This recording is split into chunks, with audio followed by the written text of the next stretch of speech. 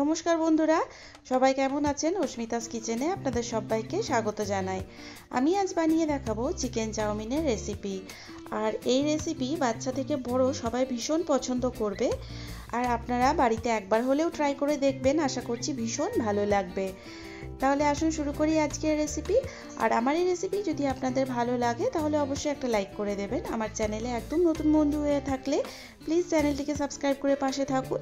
আমার ভিডিও সমস্ত নোটিফিকেশন সবার আগে পেতে পাশে থাকা বেল আইকনটি প্রেস করে দিন।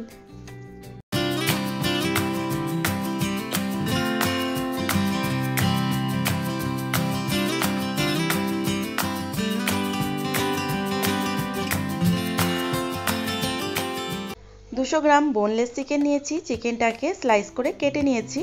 এর মধ্যে হাফ টিস্পুন রসুন আর কাঁচা লঙ্কার পেস্ট দিলাম। 1 টিস্পুন ভিনিগার দিলাম। ভিনিগার না থাকলে আপনারা লেবুর রসও দিতে পারেন। হাফ টিস্পুন সয়া সস দিলাম। আর দেব চিকেন মশলা হাফ টিস্পুন। দিয়ে দেব নুন পরিমাণ মতো দিয়েছি। এবার সমস্ত কিছু খুব ভালো করে মিক্স করে নেব। মিক্স করা হয়ে গেলে এটাকে 30 মিনিটের জন্য আমি আলাদা রেখে দিচ্ছি ঢাকা দিয়ে। অন্যদিকে গ্যাস ওভেনে একটা কড়াইয়ে 1.5 লিটার মতো জল বসিয়ে দিয়েছি। জলটা ফুটে উঠলে এর মধ্যে দিয়ে দিলাম 1 টিস্পুন নুন আর দেব তেল, রিফাইন্ড অয়েল দিয়েছি 2 টিস্পুন। এই ফুটন্ত জলের মধ্যে আমি হাক্কা নুডলস দিয়ে দেব।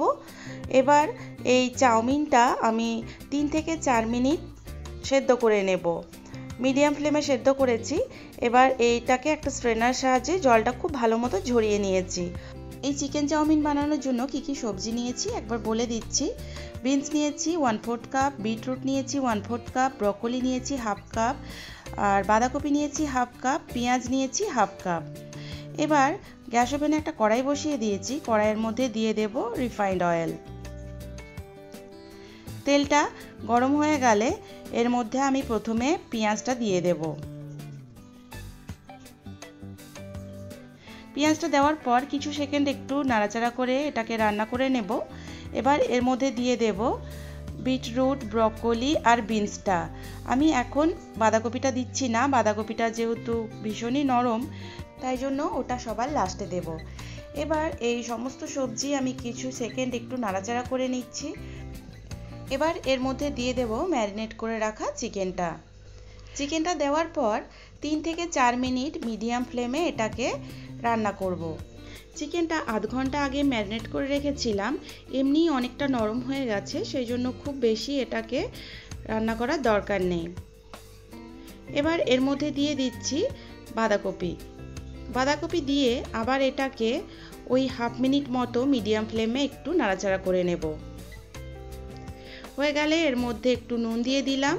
নুন যেহেতু চিকেনের মধ্যে দেওয়া ছিল তাই খুব বেশি দেব না, সামান্য একটুই দরকার হবে। এবার এর মধ্যে আগে থেকে সেদ্ধ করে রাখা চাউমিনটা দিয়ে দিলাম। এবার সমস্ত কিছু খুব ভালো করে মিক্স করে নিচ্ছি। আপনাদের যদি এইভাবে মিক্স করতে অসুবিধা হয় তাহলে দুটো ফর্ক নিয়ে তারপর চাউমিনটা মিক্স করতে পারেন, তাতে করে খুব ভালো মিক্স করা যায়। আমার রেসিপিটি কেমন লাগলো অবশ্যই আমাকে জানাবেন। সবাই খুব ভালো থাকবেন, সুস্থ থাকবেন। আবার দেখা হবে নেক্সট কোনো ভিডিওতে।